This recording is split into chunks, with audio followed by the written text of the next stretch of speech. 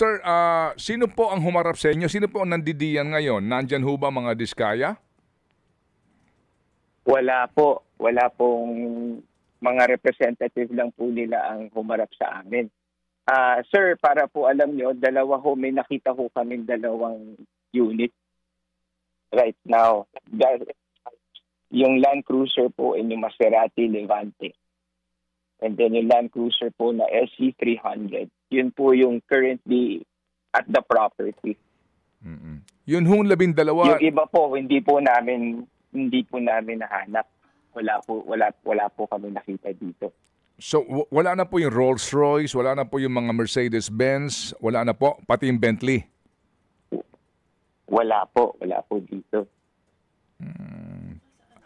As in sa buong complex, sa buong compound, wala na po? 2 floor lang po yung inakyat namin kasi doon lang po yung sa search warrant natin. Hindi na ho kami pwedeng makaikot ho ng kabilang kabilang properties nila. Kailangan ho natin respetuhin ho yung search warrant. We know. Doon ka lang sa confinement niyan.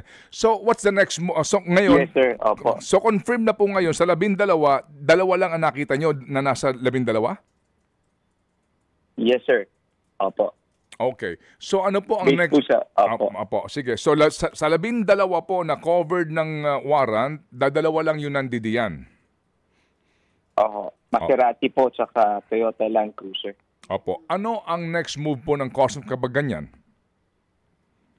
Isiselyuhan na ho namin at mag-iiwan na ho kami ng poposting tao. Then i-verify na ho namin ang dokumento. Aantayin ho natin yung kung may maisusumite sila na proof of payment, certificate of payment. Okay.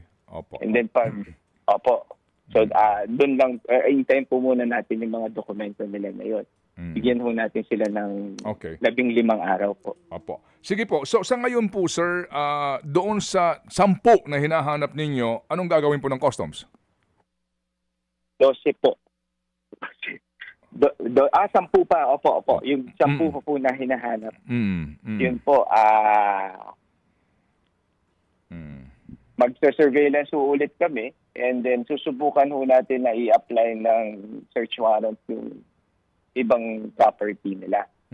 Ngayon, mas maganda ho sana kasi ano naman ho tayo, gusto lang ho nating i-check kung sumunod sa batas, kung mapaganda yung loob nila, i-surrender nila yung mga sasakyan para ho makita natin, mag-check natin, ma-verify ho natin.